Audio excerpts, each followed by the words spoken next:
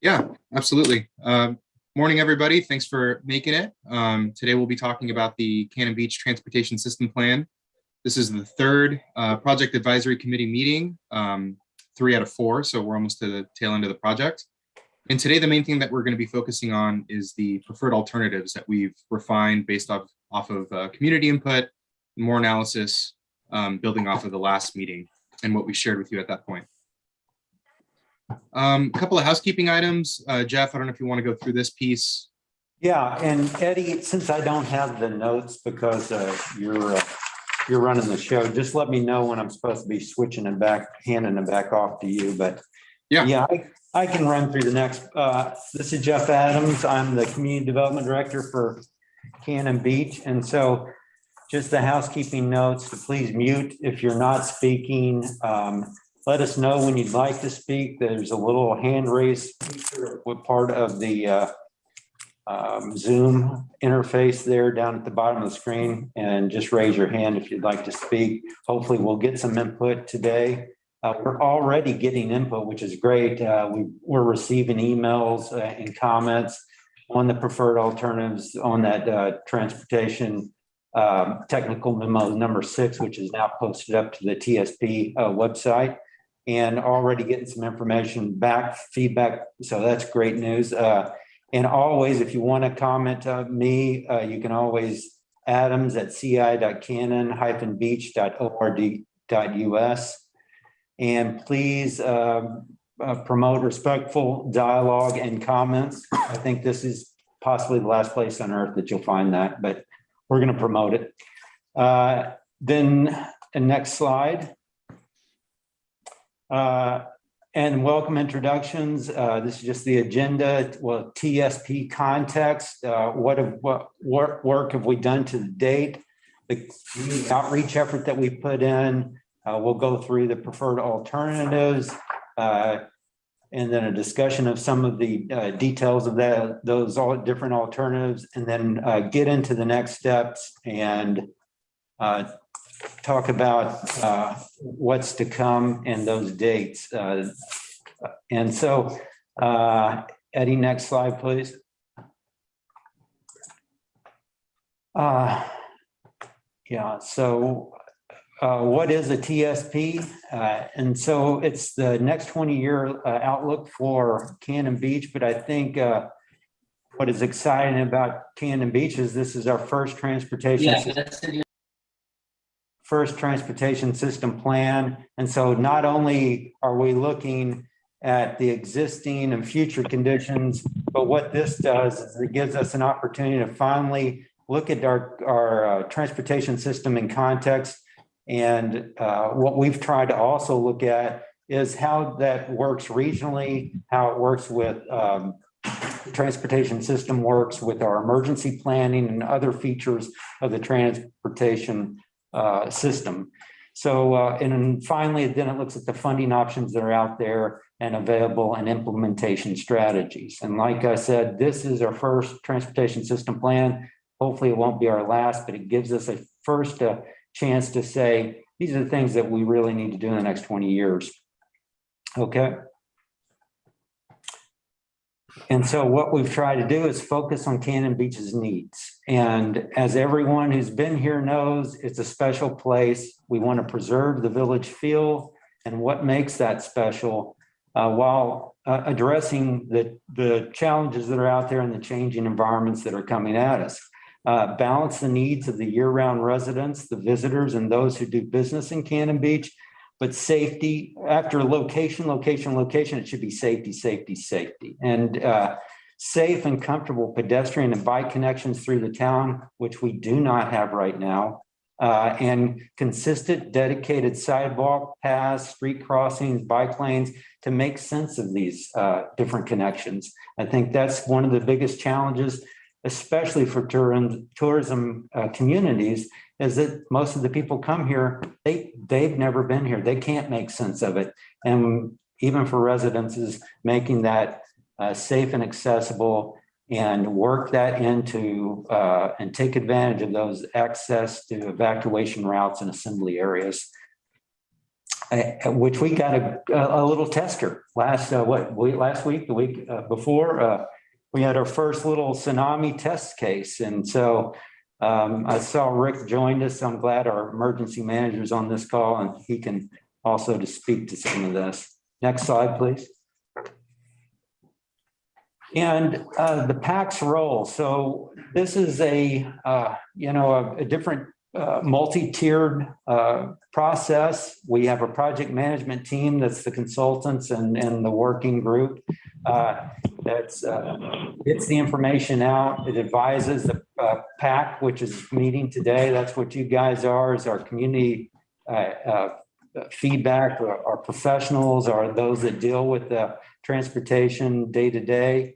And then we advise and recommend to the Planning Commission, who then recommends to the City Council. But each one of those are open. They're public. We're always open to getting feedback. We've done a lot of community outreach and listening to the community, and that will be an ongoing thing throughout this process. We still have to get feedback on this preferred alternatives, which will feed into the draft, and then we'll get feedback on that. So it's an iterative approach, and we welcome that input.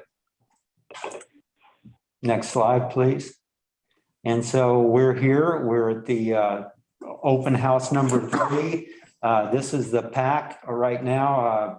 So the Project Advisory Committee. Next up this evening at 6 p.m., we're going to be holding our public open house. Pretty much the same thing you'll be seeing today, hopefully with some input from what you guys think's important, or some things you've noticed in the presentation. But we'll then go to spring, summer for final draft and adoption of the plan and what comes out of the policies. So Eddie, is this you? All right, thanks. Yeah, thank you, Jeff. So again, folks, good morning. My name is Eddie Montejo. I'm a transportation planner and project manager at Parametrics. So I've been working with the city on this transportation system plan, and I'll be taking over for the next while here. And the first topic that I'd like to cover is just the community engagement done to date. So like Jeff was saying, we've done 2 major milestones of outreach so far. The first milestone happened way back in early 2021. In the fall, we came back and shared information and gathered public feedback about the transportation needs, priorities, and also the draft alternative concept. So this was essentially our first take at what the potential TSP solutions would look like.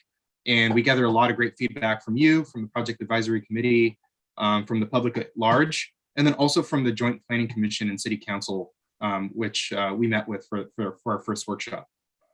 So just kind of a quick overview of how these engagement efforts played out in terms of timeline. We started in September with the Project Advisory Committee. On that same day, on September 22nd, we had a public Zoom webinar, which is essentially sort of the launching of the online open house. The online open house was open for about a month and included a bunch of detailed information on the draft alternatives, some background on the TSP, and then asked the public and community for their input on these alternatives and whether or not they thought they were right for the city, if they had any preferences around how these potential options could be prioritized, and any other needs or concerns that they had. So through that process, we received about 30 comments or 30 completed forms. And we used that as part of the basis for how we then refined the draft alternatives to create the preferred alternatives that we'll share with you today. So like I mentioned, we had 30 responses and there were several questions in there. So we don't have enough time to go through every single response, but we did want to highlight some of the key findings that'll inform the discussion for today. So right at the top of the survey, one of the first things that we asked people after explaining all of the draft alternatives, like we did with you at the second PAC session, was, do you think these draft alternatives are right for Cannon Beach? Which is essentially, fundamentally, are these the right kind of solutions? Are they at the right scale? And do they respect the village aesthetic that we know is super important to the community? Another question was, do you think the draft alternatives will improve travel and safety conditions in Cannon Beach? In other words, do you think these alternatives will have a meaningful impact on the issues that we know exist in the community? Do you think they'll work? And overwhelmingly, what we found is that most participants, about 60% of all folks who took the survey, either agreed or strongly agreed that the draft alternatives were right for Cannon Beach. So for us, that was great because it was an indication that we were on the right track and that we were doing a good job incorporating what we've heard from the community so far into the draft alternatives that we've developed to date. So what you see on the screen here, you see those kind of bubble shapes and then the pedestrian slogan there. But the words inside are actually wordles. And if you don't know what a wordle is, essentially you can take text. In our case, we took all of the comments that we received throughout the last milestone and put them into a program that then sort of blows up the words that we hear the most. And it's kind of a quick and dirty way of seeing what issues are most important or what topics people have the most feedback on. And not surprisingly at all, the village aesthetic and keeping that intact, preserving that, and then also addressing the city's parking issues remain the biggest issues or most important issues that the community wants us to deal with. Additionally, a few more key findings. So around strategic implementation, we heard a lot of comments. So this came from the PAC, from the public, and then also from the Joint Planning Commission and City Council meeting. There were some calls for phased and pilot implementation strategies. So I think this is really smart because what this is getting at is that we can't go out and implement all of these alternatives and address all of the city's problems overnight. So what the TSP will try to do is come up with sort of a phased approach to implementing strategies that responds to the community's priorities. And in other cases, there are some ideas that we shared with you last time that are newer concepts for the community. For example, the Pedestrian Plaza. So one strategic way of testing those things out is to actually do pilot programs. So you can essentially implement these things on a temporary basis in a constrained area and essentially see how it works, see how it impacts the community, and if it's really yielding the kinds of benefits that we expect it to. So that was one of the big outcomes of how we might roll this out based on the community engagement.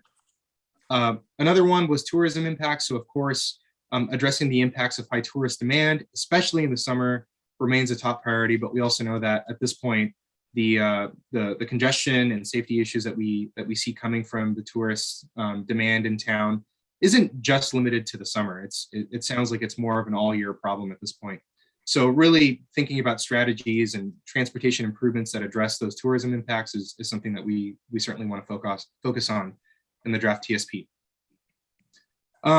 Another one was addressing balance solutions. So while there's a lot of attention on the TSP for Hemlock Street, given that it's the principal sort of north-south spine in town, and then also in downtown, we know that we want to make sure that we identify transportation solutions that balance the needs of the entire community and not just the businesses downtown. So we thought more about, how to improve, for example, access to the assembly points in Midtown, and then also improving transportation conditions in the south part of town.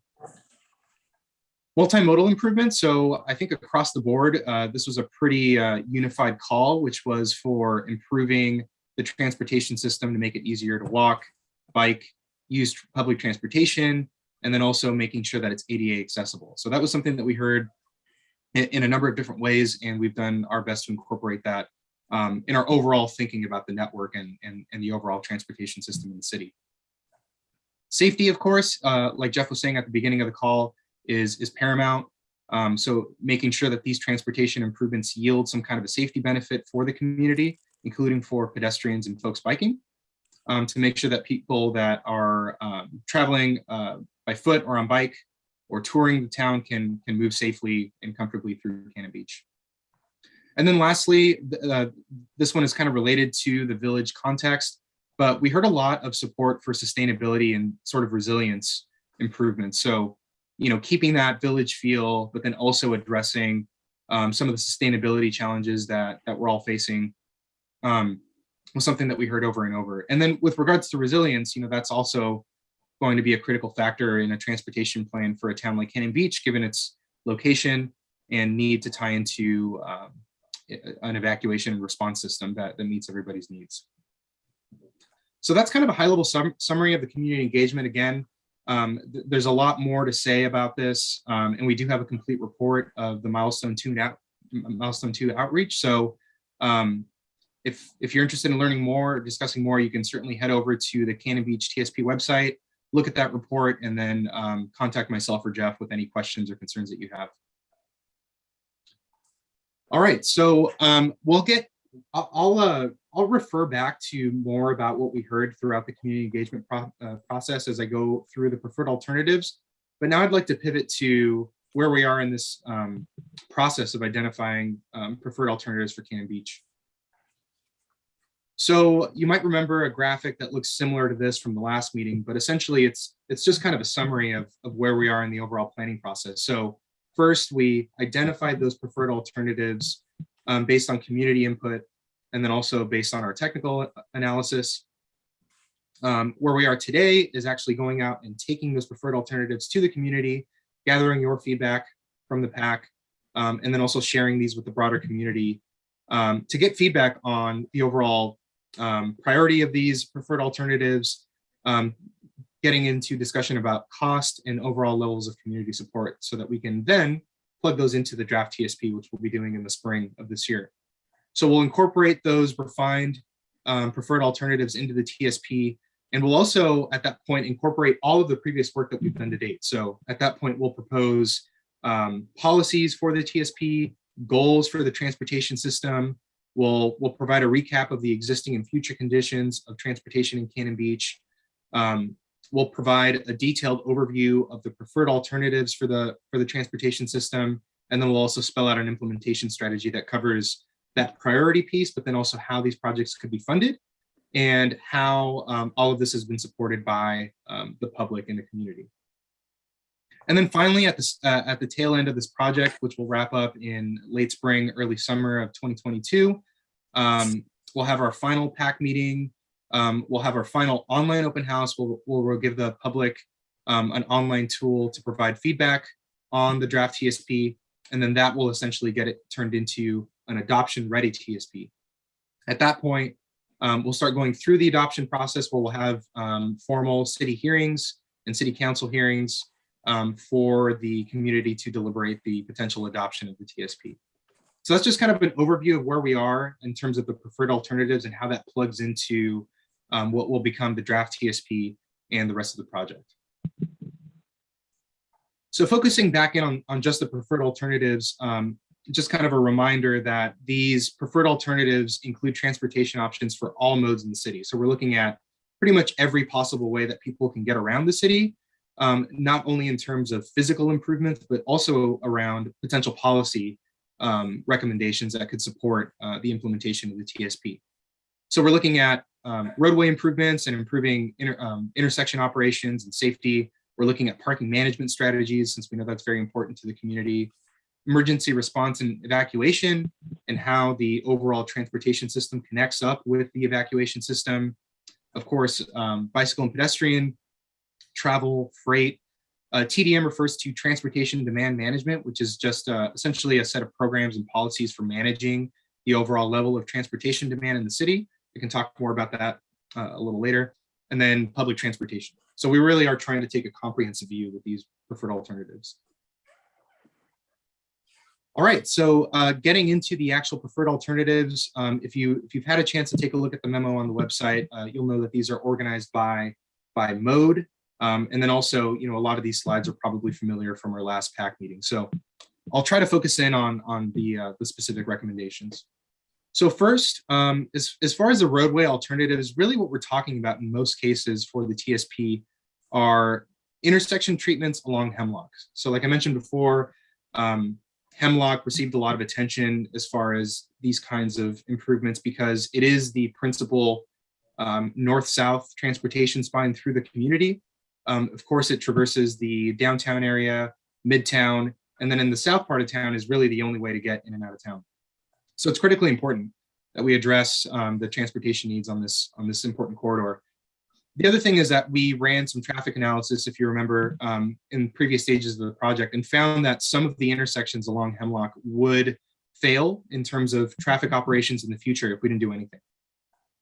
And we also learned throughout throughout this process that one of the main reasons that we're having issues along Hemlock is that there's currently no stop controls along the corridor, meaning that traffic can generally just move unobstructed through Hemlock without having to stop for side streets.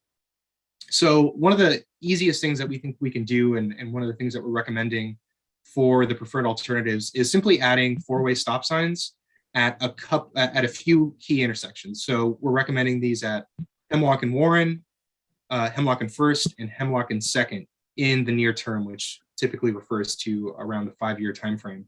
These are pretty low cost improvements, are in the tune of around $7,000. I have a table that I can share in a minute.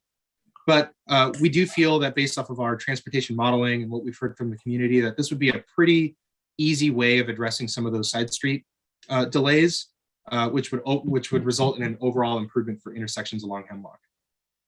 Adding those four-way stops would also help with pedestrian crossings, which we know is the other big reason why there's delays on Hemlock. So there are some win-win kind of opportunities with those stop controls. If you remember from the last meeting, the other thing that we tried to emphasize is that we tried not to be too, I guess, one-sided with these recommendations. We recognize that as the community continues to grow, this is a 20-year plan, so we're going to have to potentially scale the improvements to address future needs. So one of the other things that we identified are mini roundabouts, and these aren't your typical roundabouts that you would see in a more urban setting. These are actually pretty small roundabouts that can fit within the Cannon Beach context. There's FHWA guidance for how these would fit in a footprint like Cannon Beach, and these of course are a much higher cost and would, they would result in a much different, in more impact in terms of how it would affect the community and traffic operations through town. So we're not recommending these as near-term opportunities. We really think that the first thing that the city should do is implement these four-way stops and then see how things go, conduct further analysis, and of course, start looking into potential funding sources. But what we did find with the traffic analysis is that these mini roundabouts improved four-way operations at these intersections better than any other kind of recommendation. So these are more expensive. They would have a higher impact for the community, but in the long term, this is probably the best way to guarantee that the city's congestion issues are addressed for a 20-year horizon. So these are recommended at just two places, at First Street and at Second Street. But again, these are recommended for more long-term considerations or medium-term. Okay, another sort of big picture idea that we ran by the community and actually received a lot of support for was the idea of a pedestrian plaza. So again, this is something that we think is pretty aligned with the desire to keep Cannon Beach village-like and scenic. So essentially a pedestrian plaza is a designated space within a previous roadway that is dedicated to activities like seating, cafe space, shopping, potentially outdoor markets, etc. And it really creates a great place for residents and visitors alike to enjoy the city and not have to worry about crossings or traffic or parking for that matter. So the original idea was to propose this kind of a pedestrian plaza on Hemlock between First and Third Street. And after talking with the PAC and then also with the Planning Commission and City Council, the near-term recommendation that came from all of that discussion was to do a pilot project. So again, doing this on a limited term, temporary basis, using some impermanent fixtures to close off the street, and really just limiting it to First and Second. And again, this would require a lot more discussion with the community, more study to understand exactly how this would go. But the idea is that if we test this out on one block, we could see how it works, how it affects traffic circulation for businesses, how it affects nearby traffic and parking. And if it works, the city could consider doing this on a seasonal basis or potentially even on a permanent basis. So that was one of the big recommendations that came out of the last set of community engagement. The other big idea was converting Hemlock and Spruce in downtown between First and Third to a couplet. So again, this typically refers to converting a pair of two-way streets into a pair of one-way streets. And what this would do is essentially split the traffic demand between two streets, which we think would reduce congestion on Hemlock, would actually provide some more kind of foot traffic and exposure for the businesses on Spruce Street, and would also help kind of minimize some of the pedestrian congestion and associated safety issues on Hemlock. So this is a much bigger kind of idea. It would certainly require more analysis to understand what the precise traffic circulation impacts would be. This is also the kind of thing that could be done on a pilot basis, but would definitely require a lot more thinking and study. So this one is actually recommended as a longer term opportunity. We think that if the city is interested in trying one of these ideas in the near term, the pedestrian plaza would be much easier to implement, is much more flexible, and can be done on a temporary basis, and would probably be a good first step to understanding what would happen if you change the configuration in downtown. So just as a recap, if hopefully people can read this table, but these are essentially the final recommendations for the preferred alternative. So originally there were 7 proposed roadway projects that we've whittled down to these 5 preferred alternatives based on PAC and community feedback. So these include projects on Hemlock and, again, Warren Beach Road, Sunset Boulevard, 1st, 2nd, and 3rd Streets. As you can see in the table, we've also developed some planning level cost estimates. So these are sort of unit-based costs to give us a ballpark of what these things could cost to implement. And then we've also assigned these things a proposed timing. So this is kind of getting at the preferred priority for implementing these projects. And what this refers to is near-term projects would be projects that are recommended for implementation within the next 5 years. Medium-term projects are recommended for the 5 to 10-year horizon, and then longer-term projects like the roundabouts would be more appropriate for 10 years or more. So again, this gives the city an opportunity to be flexible and adaptive with these transportation system projects as the community continues to grow and as we learn more about how some of these near-term improvements work in the community. All right, so moving on to parking. So parking, of course, is related to the roadway system, but requires its own set of strategies and policies. At a high level, we considered a whole bunch of options, including on-street parking stalls and signage, designated employee parking, time-restricted parking, enforcement of time-limited parking, and remote overflow parking lots. I think one of the important things to note about all of these options is that, and Owen, our parking consultant, is actually on the call. He might be able to say something more about this. But I think it's important to consider that currently the city does very little in the way of parking management. So it would be difficult in a lot of cases for the city to go from very little to no parking management to going all the way to, for example, paid parking. So one of the things that we'd like to hear from you today is how you could see us potentially prioritizing these improvements. It would definitely need to be a phased approach, and we definitely want to focus on those things that would have the highest beneficial impact in the shortest amount of time and for the least amount of money. But we also want to keep some of these bigger ideas on the table because we know that they could be beneficial in the future, but they will require some sort of strategy in building up to. Owen, is there anything you want to say about that and just kind of the overall implementation framework for these parking management ideas? I think you summarized it really well, Eddie. It is a phased approach. You don't want to go from 0 to 60. You kind of want to take steps along the way, since there isn't a lot of current management practices in place. And so I think baby steps are a good one, and especially for locals too. I feel like people who return to the community for the first time and get a warning on their windshield will be, maybe not alarmed, but, it'll be a raised eyebrow.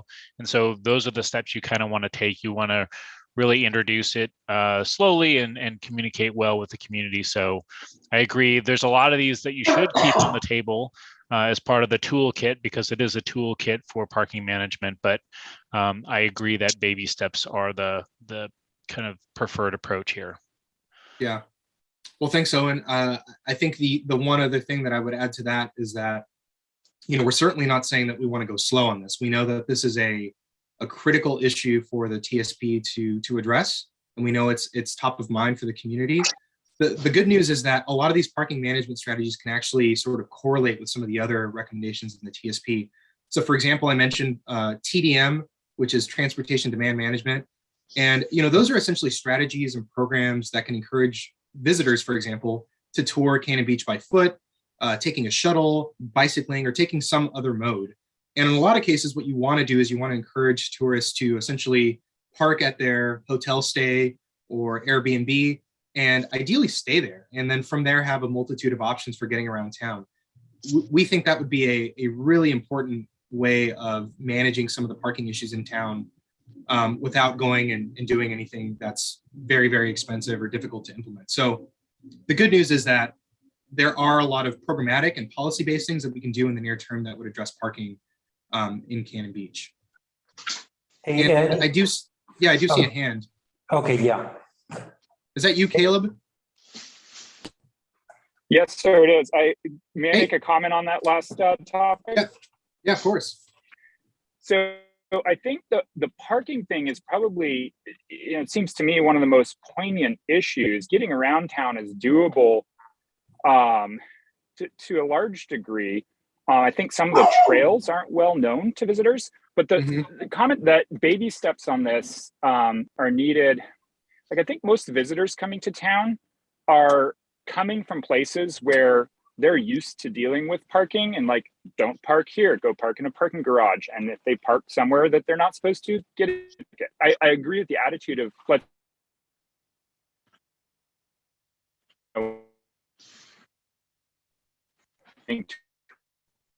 Hey, Caleb, you're cutting out. The last thing I heard is I agree with the attitude. I actually don't think men be perturbed by something that could be prioritized for sooner rollout.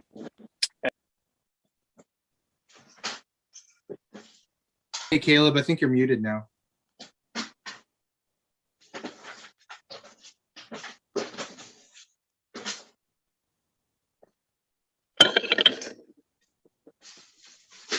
Well, hey, Caleb, if you can hear me, I'll keep going, but let's definitely come back to your comment. I think we missed some of it, but we definitely want to capture the full set of thoughts. So Sorry, it cut out for a minute and froze. I didn't realize that it wasn't going through. Yeah, I'm really sorry about that. We definitely want to hear your comment. The last thing I heard was you were getting into the baby steps comment.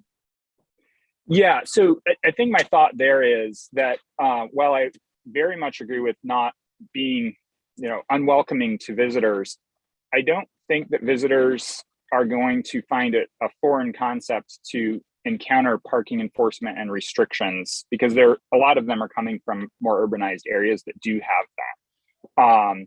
And so if that's a baby step that could be taken sooner than later, I think that might really help to improve the feeling for residents and improve parking availability around the city. Things that encourage people, say, to carpool. They come once and they realize there's not much parking. Next time they come out from Portland or wherever, they carpool with someone. Now we have one less car in the community. Or as you're talking about, encouraging people to stay parked at their hotel or the house that they're staying at if they're a visitor, or just walk into town. Like our family, we walk into town almost all the time, just because we know parking is challenging, especially in summer months. And so having those kinds of restrictions incentivize the other types of behaviors that I think we want to see and availability in parking.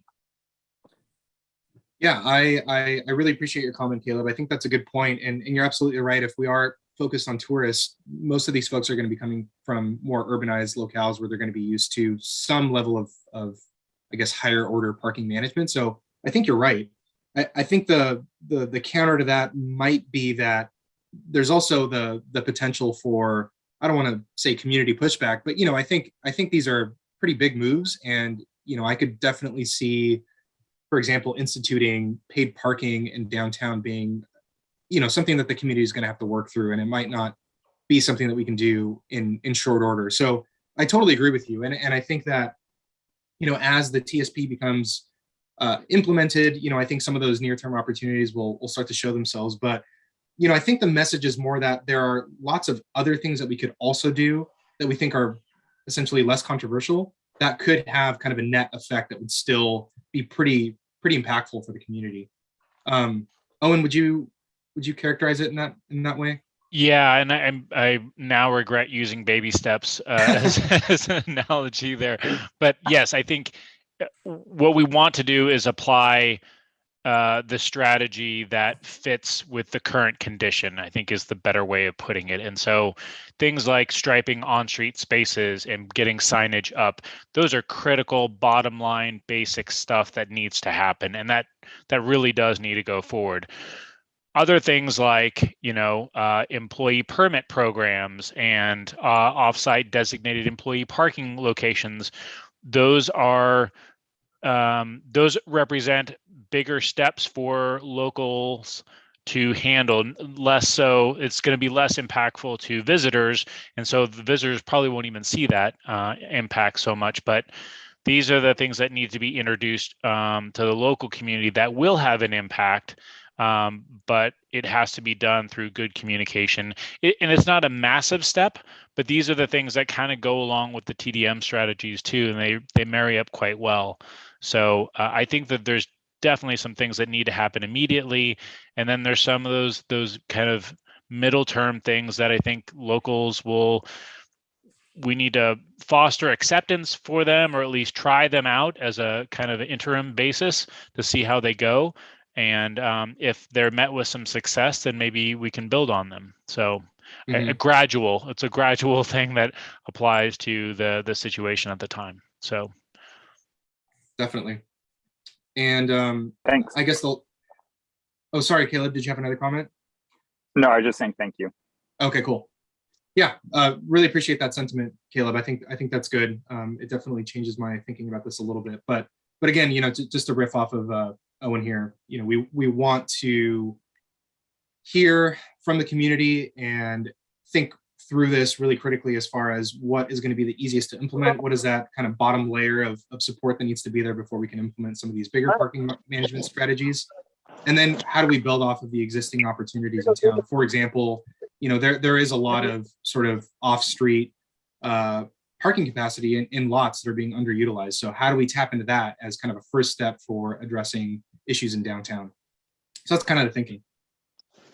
Here's the mail I just found. So this is just the table from the preferred alternatives memo. I won't go through it because I think we've covered these concepts pretty well, but these are the 9 recommendations. I know it says 10, but there was this was whittled down based off of and yeah, you can see that there's kind of a range of costs and Eddie, yeah. can we ask those that aren't speaking to mute if they could? I think I got it. Yeah. Okay. Yeah, I think there's still somebody. It might be. Okay. I think I got it. You got it. Awesome. Great. Thank you, Jeff. All right. So moving on. So the bicycle and pedestrian system. So the improvements regarding the bicycle and pedestrian system are really intended to focus on improving the overall connectivity of the system in town, safety, access, and then also comfort. And we thought about this as an integrated pedestrian and bicycle network. So the projects that I'll share with you next are really those projects that that benefit both pedestrians and bicycles.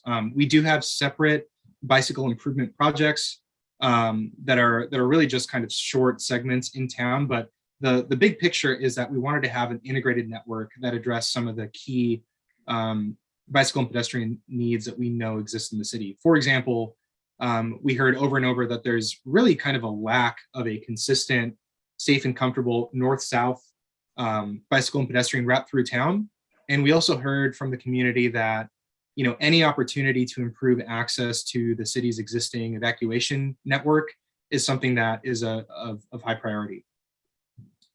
And the last thing I'll say about this too is that like Jeff was saying, we're already receiving comments on the preferred alternatives, and one of the things that we keep hearing about is making sure that these bicycle and pedestrian improvements and really all the improvements for the TSP are consistent with the village context. So the images that you see on the slide there are examples of the kinds of improvements that we think might be appropriate for Cannon Beach.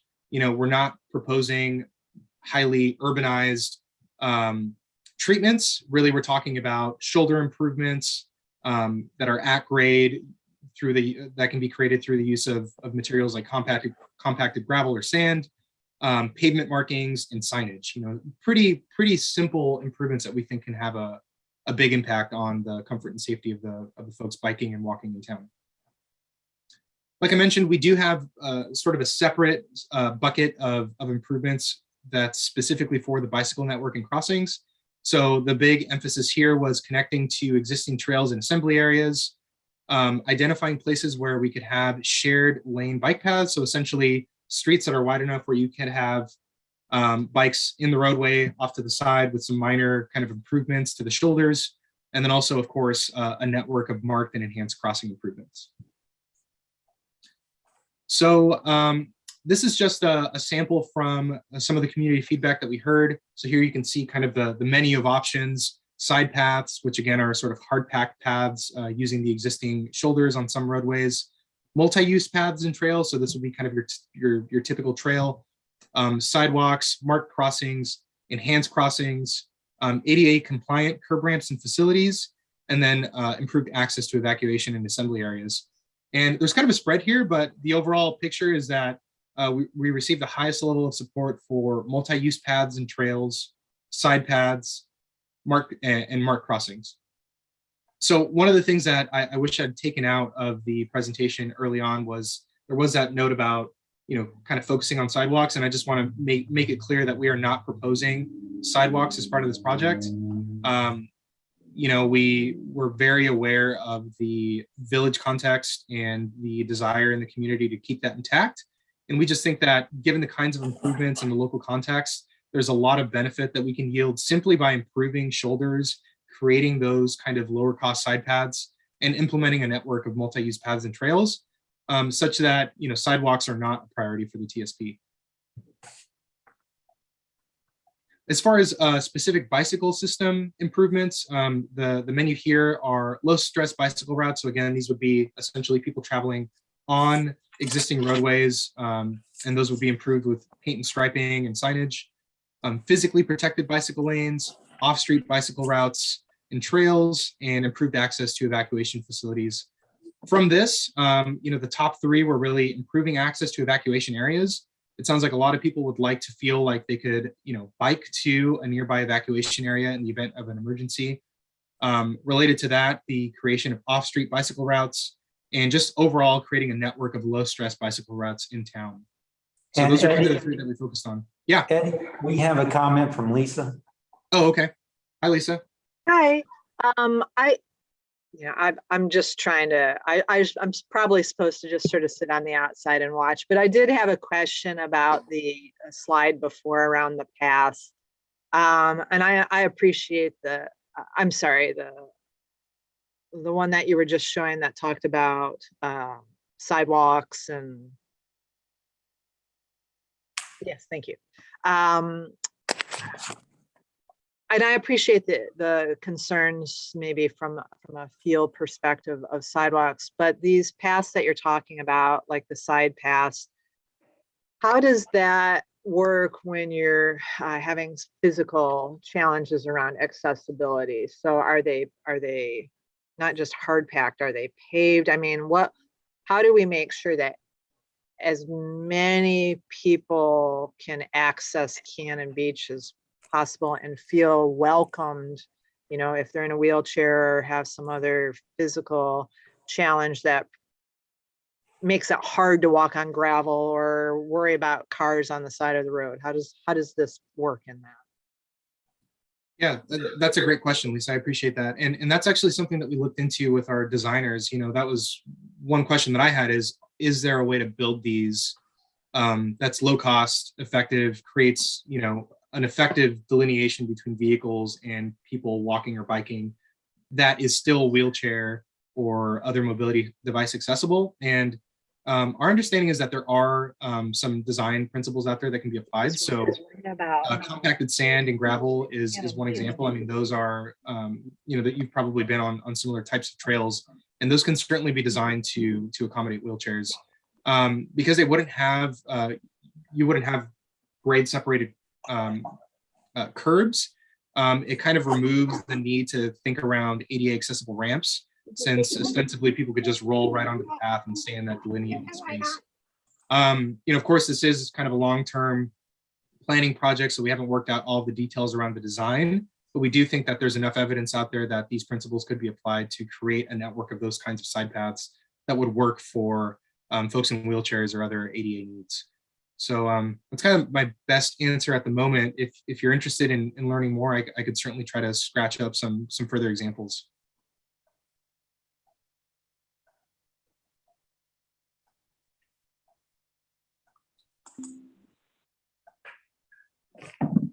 Thank you. Okay. Thank you for that, Eddie. Yeah, and thank you for the question, Lisa. We'll take a closer look at this and make sure that that comes across clearly in the final or in the draft TSP. Okay, so I wanted to share this map. There are a lot of maps in the memo, far more than we can really cover today, but this one is pretty important. So like I was mentioning, we really thought about the pedestrian and bicycle network as an integrated network. And what we want what we were aiming for is to create sort of a net effect of having a contiguous north-south connection through town. So this is what it looks like here. So those 6 projects that I shared on the previous slide are represented in different colors here. And as you can see, it creates a connection all the way from the north end of town all the way down to Mars Street at US 101 at the south end of town. A couple of the key projects that I want to call out really quick. So the red line that you see through the downtown area is the Spruce bike ped route. So we recognize that there's already a lot of action happening on Hemlock. There's traffic, there's lots of pedestrians, lots of business activity, of course. So we really felt that the best way to create a low stress and comfortable route for people biking or people who just want to take a more leisurely walk and kind of get out of the congestion of downtown would be better off to travel on North Spruce Street. So North Spruce from First down to I believe that's Arbor Lane is really envisioned as the principal sort of main north-south bike ped connection through downtown and getting into Midtown. Another really important project that I want to call out is an off-street bypass through the Cannon Beach S-curves. So you can see the S-curves are highlighted in that kind of yellow color or macaroni and cheese color. To the right, you see that there's a blue line, and that blue line is actually a project that we carried over from the Cannon Beach Parks Master Plan. It's essentially an off-street trail that would be suitable for hiking or biking that would run adjacent to US 101. And what that would do is it would create an opportunity for people who don't feel comfortable walking or biking through the S-curves to take a more scenic, safe, low-stress route to the right, adjacent to US 101. At the same time, we recognize that lots of people will continue to use the S-curves and travel through that segment. So we are proposing some minor improvements on the shoulders there. Where there's space available, we think that we could include some rumble strips to help delineate the area where people will be walking and biking versus driving. We also think that some simple improvements like pavement striping and signage would be a good place to start as far as improving the S-curves. But the reality is that the roadway width is really just constrained out there fundamentally because of the topography. So there's not a lot you can do without getting into taking a lane away or something like that. So really what we're trying to focus on for the overall bike ped network is prioritizing and encouraging access through the S-curves along that new bypass shown in blue on the map.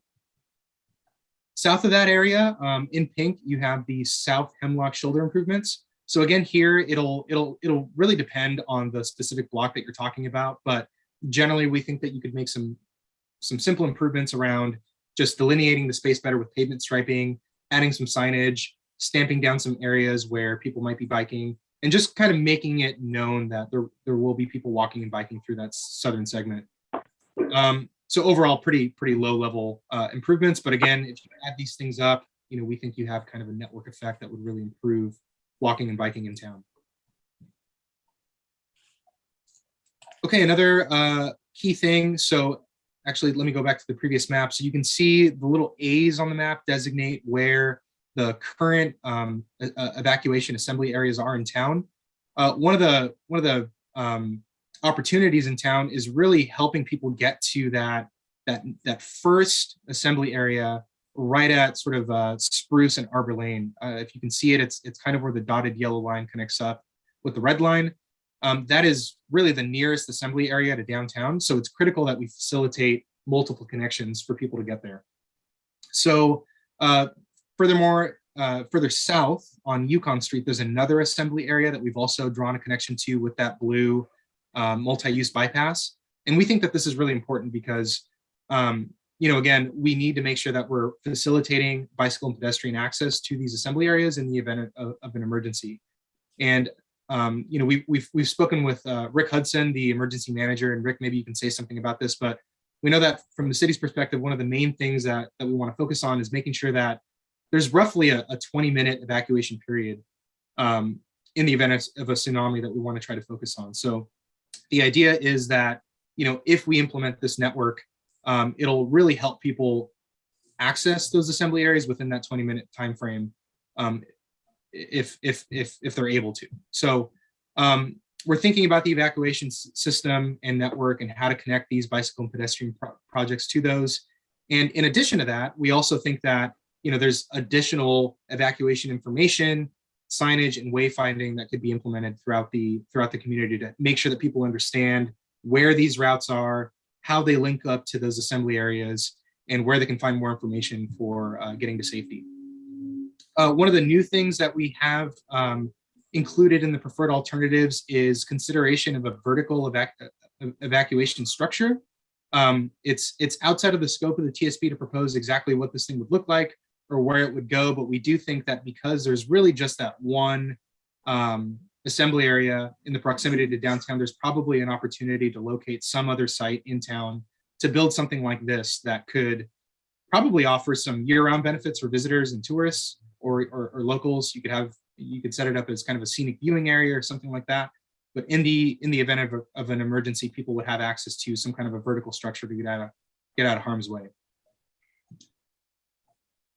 All right, Michael. Hey, Michael.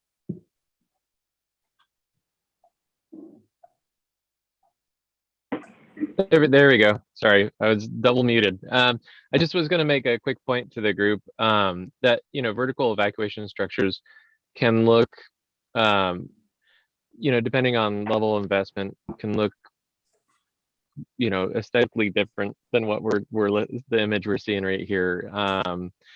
It can be anything from this, which kind of looks like, the Chernobyl viewing deck or something like that, to something that's more like Swiss Family Robinson for people who remember that.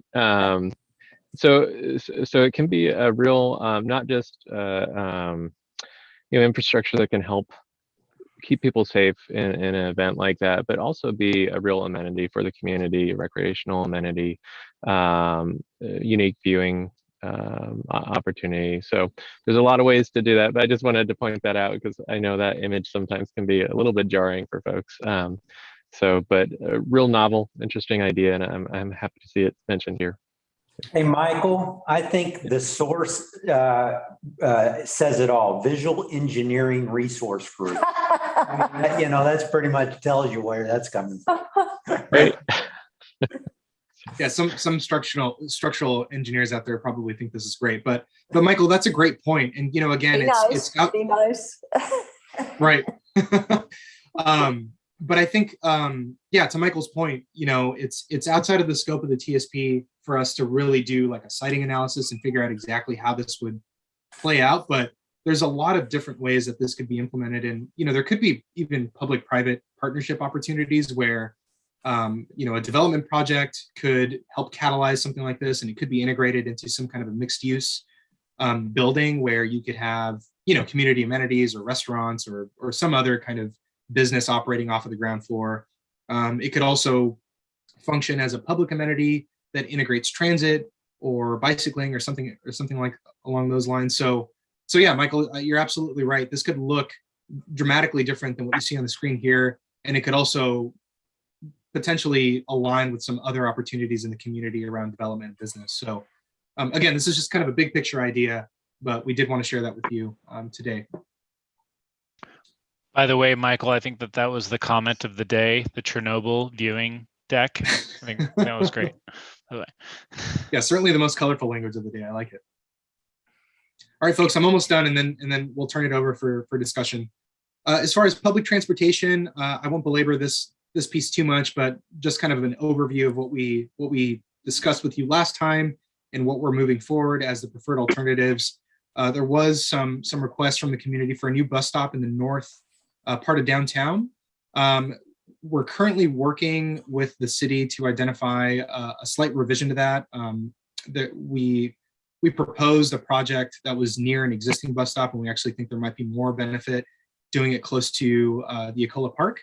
So nevertheless, a new bus stop is something that we're looking at as part of the TSP, which is also kind of a carryover from the Sunset Empire Transit Development Plan.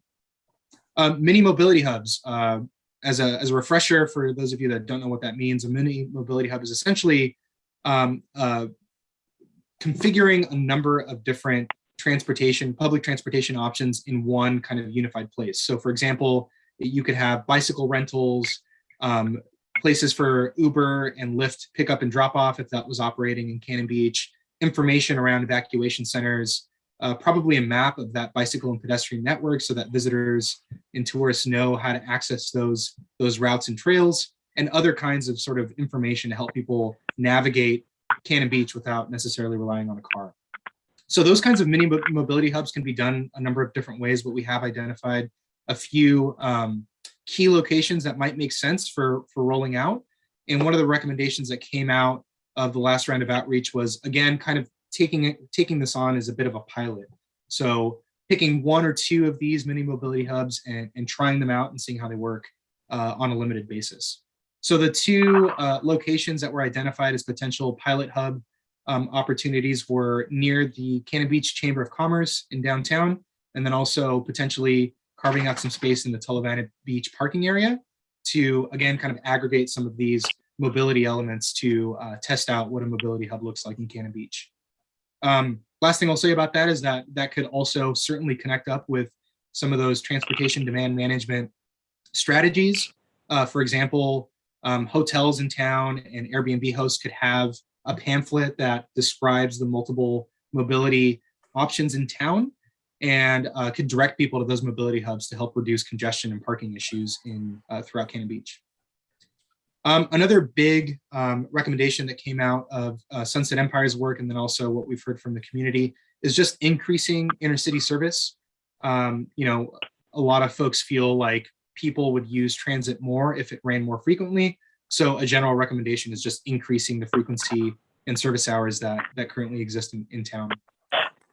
The last two, circulator shuttle and employee shuttle. So these, again, kind of link up with the potential parking strategies that we've outlined. If we were going to encourage people to park in a particular parking lot, say the Tullavana Beach parking lot, we think it would make a lot of sense to then also provide some kind of a shuttle service to help people get to downtown without a car. Circulator shuttles could offer a similar benefit. They could essentially provide trips between the key destinations in town so that tourists knew that once they arrive at their Airbnb, they could walk over to one of these mini mobility hubs or off-street parking lots, access shuttle service, and then from there have access to a whole bunch of other mobility options like biking, potentially Uber and Lyft if that were to operate in Cannon Beach in the future, or even thinking further ahead, potentially if there was ever like a scooter program in Cannon Beach. So again, I think if you put these things together, you start to see where we're headed with this. The idea is providing a multitude of transportation options for visitors and then also for locals to help reduce that car congestion and parking constraint in downtown. This is just a quick, again, from the community engagement, just a quick overview of how people rated these various public transit options. And as you can see, the most popular option was certainly increasing intercity transit service. Again, I think this is kind of a bread and butter improvement. If you have transit service in a community, it needs to be frequent enough to where people feel like they can rely on it and utilize it. So that was one of the first things that came out. Another one was the North bus stop. Again, I think kind of relates to that intercity transit service. Even if you have frequent service, you want to make sure that the entire community can access it. And there is a bit of a deficiency in the north neighborhoods near Cola Creek. And I think the third most popular thing was just providing a frequent circulator shuttle for visitors. So again, I think I've said quite a bit around that, but again, thinking about how we can utilize shuttle services to increase mobility for tourists and people visiting Cannon Beach on a year-round basis. All right, so just kind of a quick view of what the tables look like in the memorandum. So we've broken these up into sort of facility alternatives. So these are physical improvements in the public transportation system, and then service alternatives that relate more to actual service and program upgrades for the city.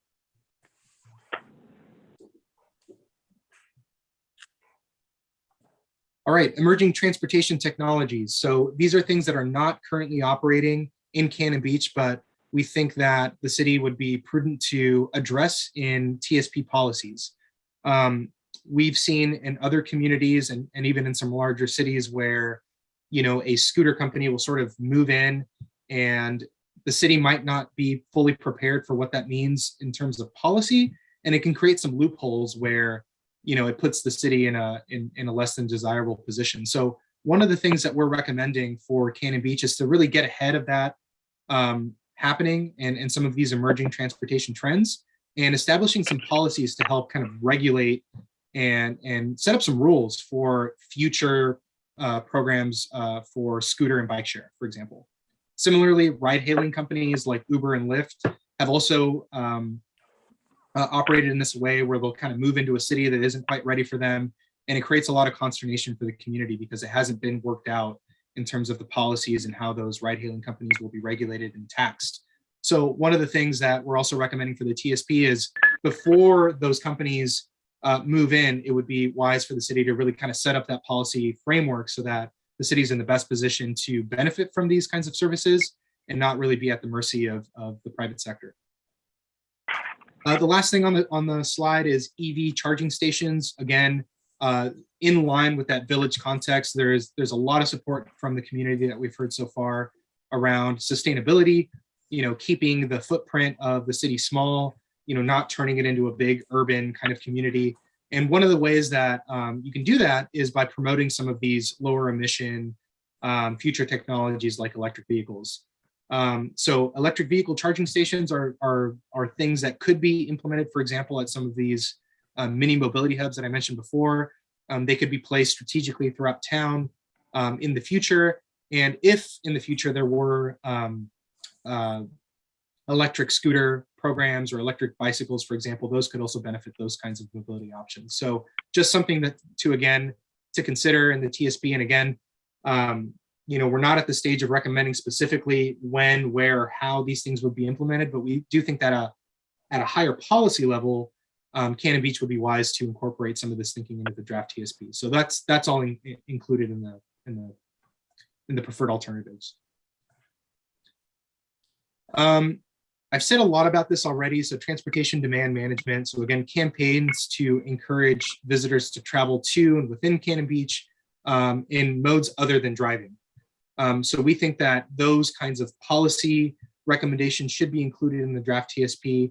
And those also, again, correlate with some of the other things that we've talked about around parking. So for example, a parking permit program could be part of a successful TDM strategy. We also asked the community about camera parking monitoring programs and curb management programs.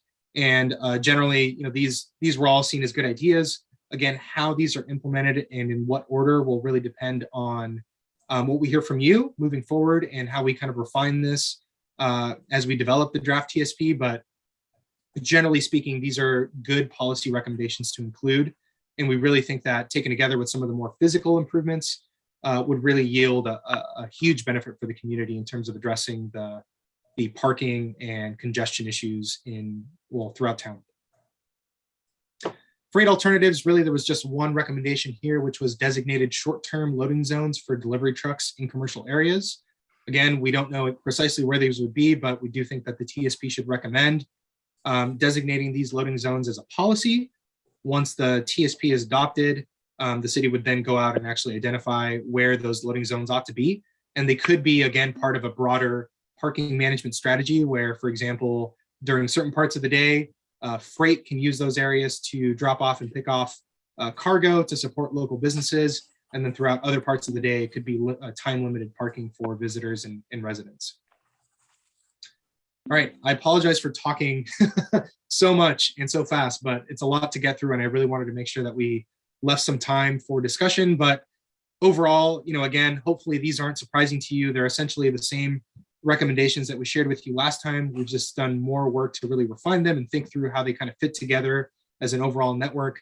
So the question for you all is, do you feel like these projects adequately address the needs that we've identified in previous stages of the project? And do you think they'll work? Do you think there's going to be enough support within the community to actually move these things forward and start implementing? A recurring theme throughout this is that, yes, I think we're all pretty much in agreement that these are all pretty good ideas that should be considered, but which alternatives should be prioritized? If you had, your $10 to spend on this, which of these alternatives would you put your money towards, and which problems do you think deserve being addressed first as far as these preferred alternatives? And of course, is there anything missing? At this point, we've gone through quite a bit of process to get to these refined alternatives, but of course, there's always things that we could be missing. So if there's anything that you have on your mind, please let us know. So with that, I will open it back up to Jeff to facilitate the rest of the discussion, and I'll do my best to answer any questions or comments that you have. So Jeff, I don't know if you want to call on hands. Yeah, if anybody wants to speak, or if it's quiet out there, just speak up. Jeff, I've got a question. Yeah, go ahead, Karen. Hey, Eddie, this is Karen from Public Works. Hey, Karen.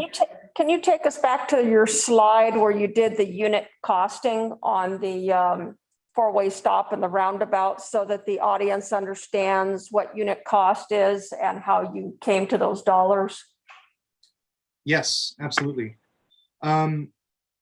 So what Karen is referring to are these costs here. So again, these are what we refer to in the industry as unit level or planning unit level costs.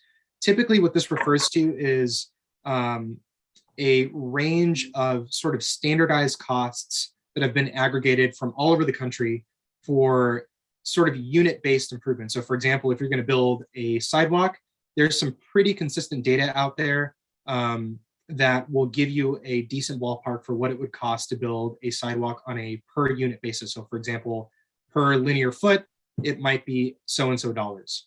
So what our engineers did on this project is they looked at the recommendations that we've made. They looked at the specific context on the ground in town, and then referred to these sort of standardized unit costs to develop a range of potential costs for what it would really cost to implement it in town. So these are definitely planning level. As the city implements these kinds of improvements, they would do further, more detailed preliminary and final design. At that point, there would be a more refined cost that would be more specific to the actual cost that would need to be spent to fit something in the actual right of way, for example. So again, these are just planning level kind of big picture numbers. But Karen's point is also just the difference between the four-way stops and the mini roundabout. So like I mentioned in the previous slide, we know that these four-way stops would have a huge benefit from our traffic analysis at the intersections in downtown Hemlock, or excuse me, on Hemlock in downtown. So as you can see, generally these are like $4,000 to implement, relatively inexpensive, but would yield a high benefit, which is why we've recommended these for near-term implementation.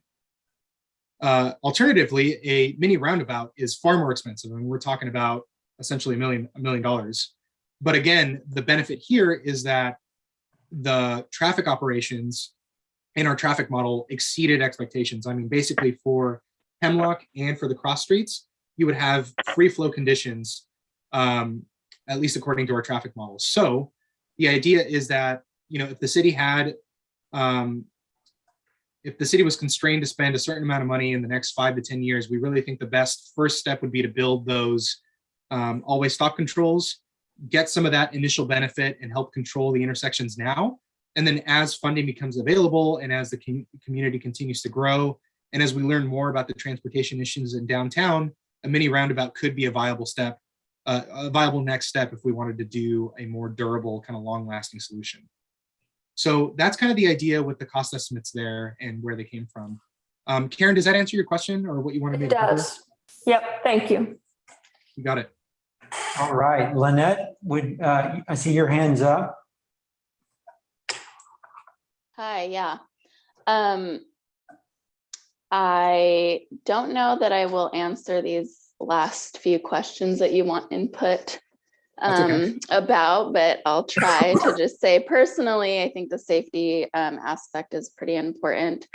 And through those intersection sort of suggestions about stops and roundabouts, I can see certainly the benefit around that. I try to bike through town just because of the congestion and issues around that. And I see that those like four-way stops would definitely create some form of safety for biking. But also just in some of those areas, it is challenging to see oncoming traffic with some of the on-street parking that occurs. So creating that extra protection around stops or potential roundabouts could address some of those safety issues. I think that the connectivity around biking and walking is really important, both for residents and people who are visiting, because it will like easily allow for creating alternatives. So just that connectivity piece and clear, maybe signage that isn't egregious would be helpful in promoting those alternatives.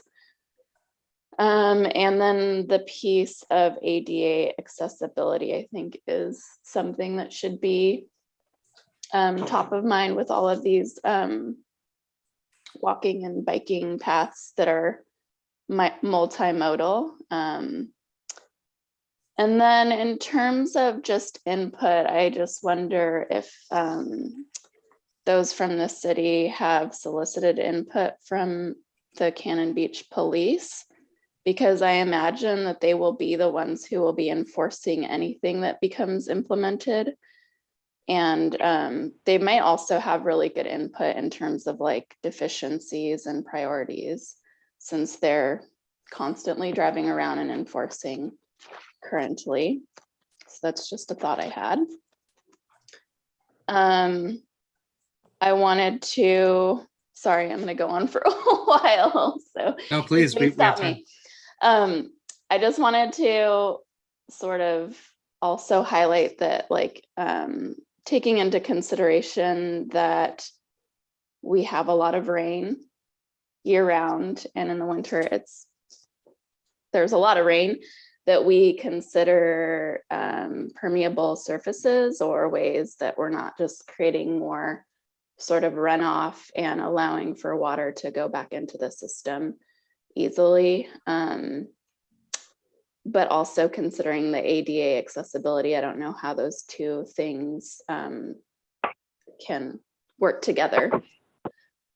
Let's see, what else do I have here? In terms of parking and in terms of residents and people who work in the community, I feel that the burden should not be placed. And I would say especially for people who work in town, and that might not be residents, I do not feel that the burden should be placed on workers in our community, because a lot of people that work in our community have multiple jobs and they are trying to get into town, get to their job. They have families, and asking them to park further and take shuttles just adds to that undue burden. And I really, really want to stress that, because I think it would be unfair to ask people who are coming into our community to make these businesses run to be burdened with having to park further, having to take additional time away from their families, having to try and factor that into maybe 2-3 jobs that they have, really is not fair. They're really important to our community, and I just really want to highlight that. And I think that the idea of like a permitting system for residents and workers would be great if it didn't place that burden on workers in our community. I think that visitors obviously have the luxury of time and resources, and so asking them to park further, and if paying for parking is a thing that is accepted by the community for visitors, then I certainly feel that burden could be put on visitors because they're clearly have the ability to drive out here. I do also think that I want the community to be accessible to other people that don't have the financial resources. And I don't know how you balance those two things. So yeah, I guess I see that as a challenge too. What else do I have here? I have a lot of notes. Yeah, I think that's probably enough for now. I'll allow time for other people. Thank you. That's great. Yeah, that's why we have these meetings. Great comments. Thank you.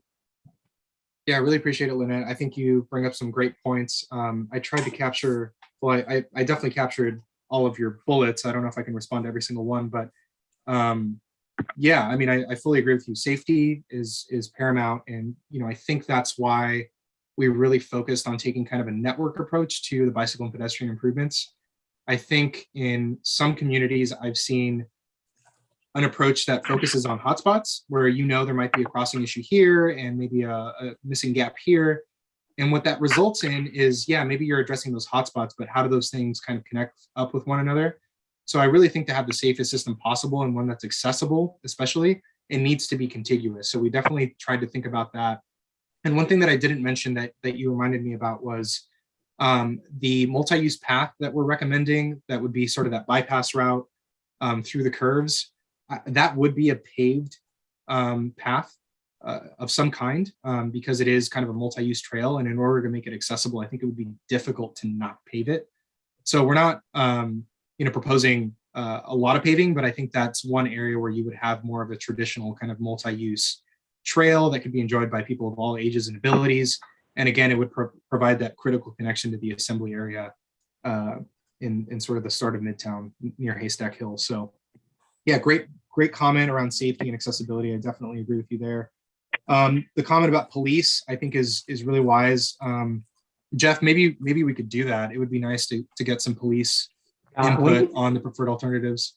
Definitely, I've reached out with them, and they're supposed to be. Officer Wilbur will be at this evening's, I believe, presentation. So, okay, great. Yeah, and then I guess the last thing I'll touch on for Lynette's comment is just the whole parking issue. I totally agree with you, and I think that's going to be the challenge. You alluded to this idea of how do you balance, the burdens and the benefits between visitors and residents and employees. And I totally agree that, we certainly don't want to inconvenience the locals for the tourists per se, but there does need to be a balance because of course the tourists are also very important to the local economy. I think one thing to just, make sure that is clear out there is just that, these parking management strategies, including the sort of offsite parking lot shuttle idea, these wouldn't be compulsory necessarily. I think what we want to do is we want to create options for people that are attractive and that people take because they're convenient or because they're fun, not because they have to. I think where it starts to cross over into more sort of enforcement is when you get into time restrictions and paid parking. And there's certainly a place for that in the overall parking management strategy as well. But we certainly don't want to place that burden on the locals. So I think that's a really wise comment and something that I think we will definitely be thinking about more critically moving forward. I'll be working with Owen and the rest of the folks on the PMT to come up again with kind of a phasing strategy for how you would roll out this parking management stuff. And, whatever that looks like, we'll have to balance the needs across the various communities in town. So thanks for that comment. I think that's really, really wise. I think that also speaks to the kind of intimate connection between housing and transportation. And when we put together transportation plans, if it doesn't address housing as well, we recognize, and we'll be looking at next week at a work session on affordable housing and workforce housing at the city council.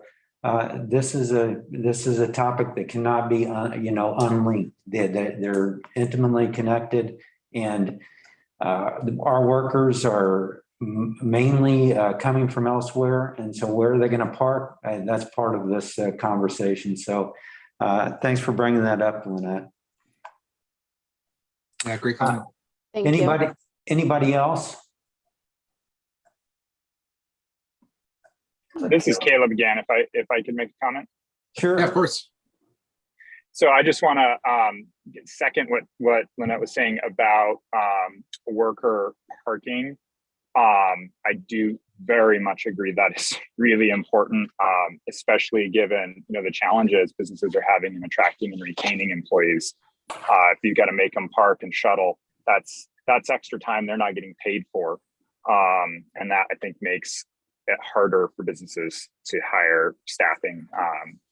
So very much appreciate that point being raised, and would strongly support making sure we don't make it harder for workers.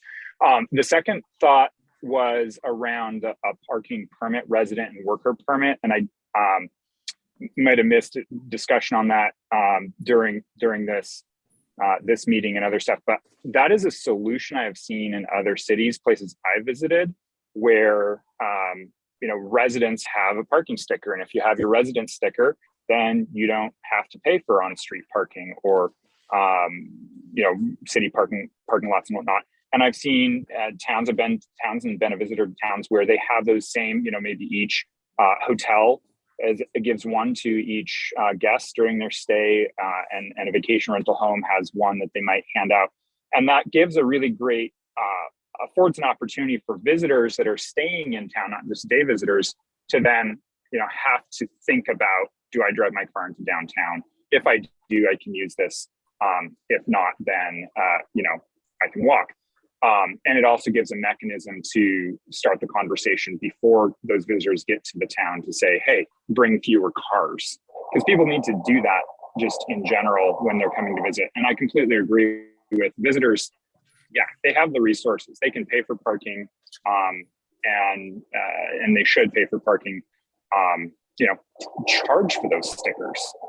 For a hotel sticker or a vacation rental sticker, if they want to offer that, charge a lot of money for that. I think that's a great way to generate some funding revenue, and just makes it a little bit easier for the visitor to go park. And then day trippers, having paid parking lots or paid street parking the economic disincentive to bring a car will have an effect and reduce the number of cars. But then don't make your residents have to pay. That would drive me nuts if I had to go downtown and go to a restaurant or go to the post office and park on the street and then have to go pay for parking. That wouldn't, the money is not so much a concern. It's actually the step of having to go and put money in a meter or open an app and put in a code or whatnot. So in that regard, I think that's very important as part of the solution. Thanks. Yeah, thanks, Caleb. Totally agree with you. I think that the paid parking examples are really, really viable ideas moving forward. And you're right, lots of communities have implemented some version of that and have seen success.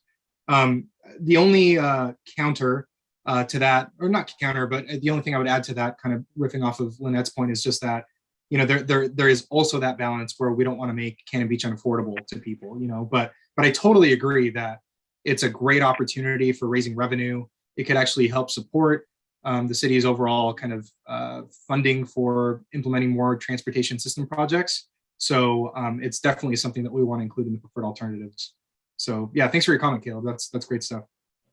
Yeah, I mean, affordability, for residents, absolutely. For visitors, nobody is going to worry about spending $5 or $10 parking on their trip to the beach if they're a day trip. And again, if it's a vacation rental home or a hotel, and you can use or purchase a parking pass for your guests to use, that's an amenity, and that cost can get passed on.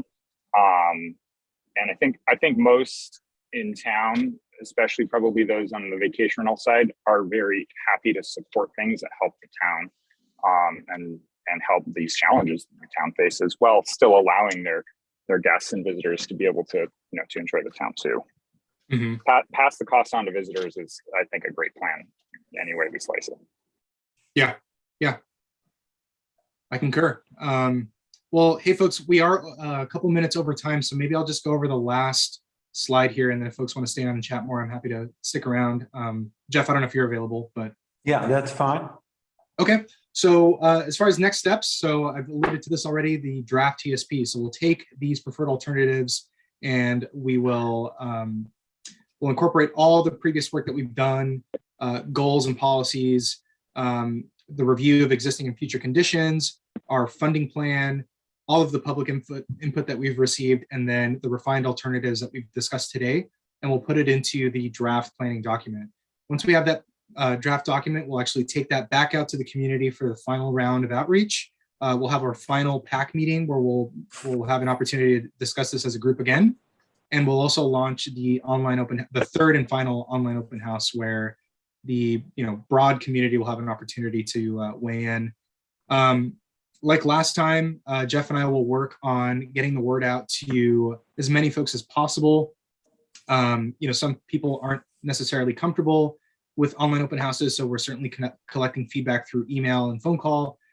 Jeff's in town, so he's available if anybody wants to talk about these things or provide their comment. But that'll constitute the final big community engagement component before we then develop an adoption ready TSP. At that point, the adoption ready TSP will get the adoption ready TSP will then go to a formal process where we'll have a final meeting with the Joint Planning Commission and City Council. We'll also have public hearings. I think 2 hearings is what we have scheduled, where once again, the community will have an opportunity to come in and provide formal testimony on the adoption TSP. And depending on how that goes, the City Council will ultimately decide whether or not to adopt a plan. So we're at the tail stages of this project. So it's pretty exciting, and I'm happy that so far we've been able to, at least it feels like, really address the community's concerns and honor that promise to respect the village and really accommodate the needs of the community. So that's kind of where we're at and where we're headed next. More specifically, if you have any feedback for Jeff, you can email him at his email address on the screen. Help us get the word out. We're not ready yet, but in March we will be launching that online open house. And then our next and final PAC meeting will also occur in March 2022. Jeff and I will work out a final date for that and send an invitation, so please be on the lookout for that. And in the meantime, if you have any further comment or if you would like to discuss the preferred alternatives any further, the complete memo is on the website and available to you, so please take a look at it and feel free to reach out. We're happy to accommodate any further comment and review. And like I said, whatever we hear from this process will get plugged into that draft TSP. So that's kind of where we're at. Jeff, anything else you want to say on next steps? Just, thank you everyone for tuning in and taking the time out of their day and staying part of this project. I know these stretch out over months and years, and often are, especially in COVID, you don't know where things are at. But just remember cannonbeachtsp.com, refer people to that. That's where we'll keep posting things. And if you get someone new that you feel might be involved and they don't know much about the community yet, well, this is a perfect place for them to start getting involved in the future, because this will have a big impact over the next 20 years. So thanks, Eddie. Great job. Yeah, thanks to the PAC for your participation and your great comments. Really appreciate it. All right, thank everyone. All right. I'll stick around for a few minutes if anyone wants to chat, but thank you. Thank you. Brandon? Thanks, Owen. Yes, just the one comment I had was that there seems to be quite a bit of support for the two-way couplet. And I guess my question is, how would you incorporate that with the plaza idea? If you were to have, one-way traffic coming whichever direction it would on Hemlock and Spruce, would you use something like Second Street to create that plaza atmosphere? Or do you think there you just can't have one and the other?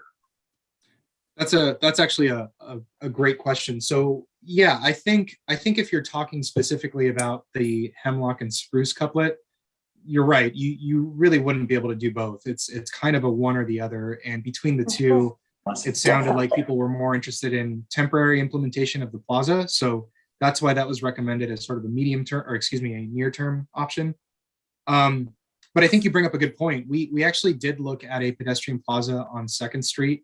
Ultimately, we decided that the benefit wasn't high enough, but if the couplet was eventually implemented, you could certainly, the city could certainly look at doing a plaza style improvement on 2nd. So short answer is you're right. You probably can't do both. And at this point, it's sounding like the community is leaning more towards trying the plaza first. Again, the big benefit with the plaza is that it's easier to test. I actually haven't heard of a lot of test or pilot applications of the couplet.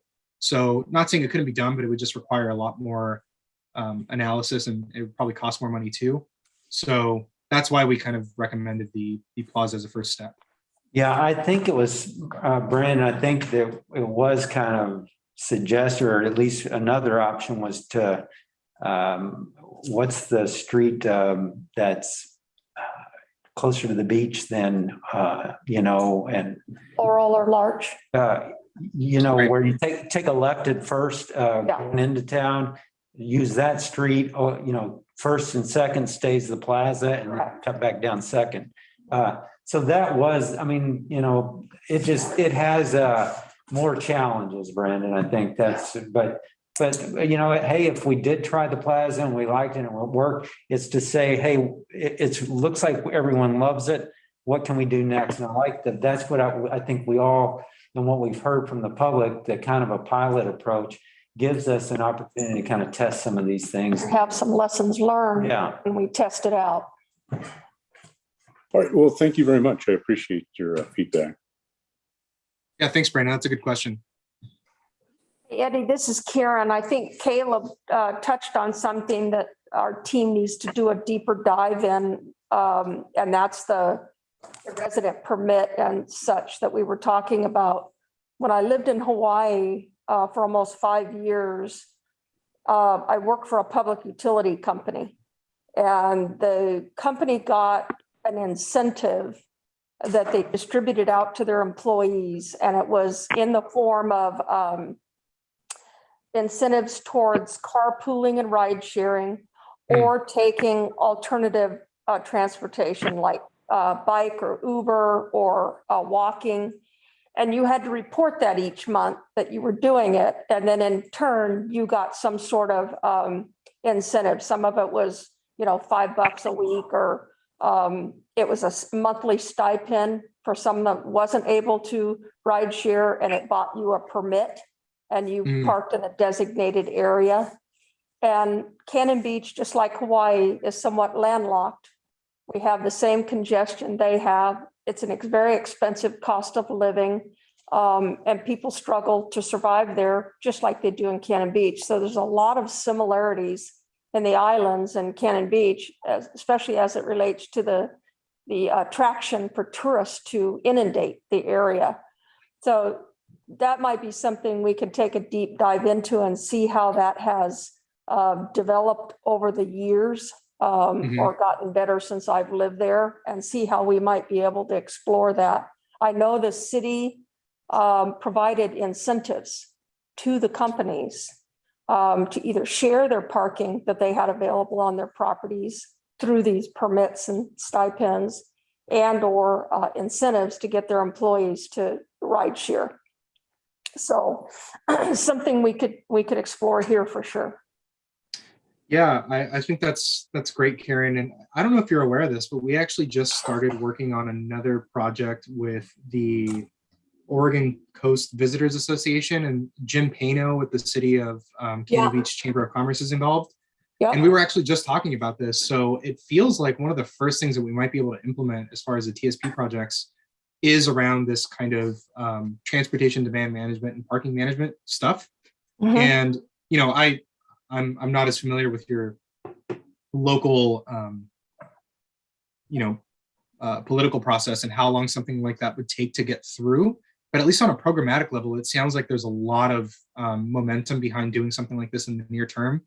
We're going to be up to, so we're going to be low-hanging fruit that we could explore implementing something right away. And we have various types of community grant opportunities here in the city, and we could explore how we may be able to use some of those funds towards that effort and get something implemented rather quickly.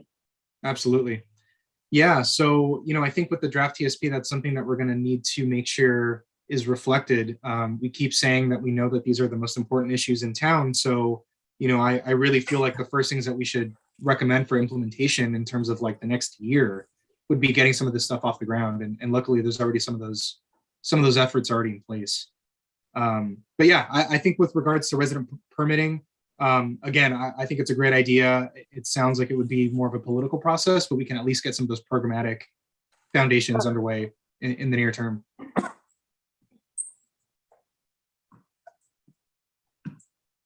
I see Barb Knopp is still on the call. Barb, did you have any comments while we're sticking around?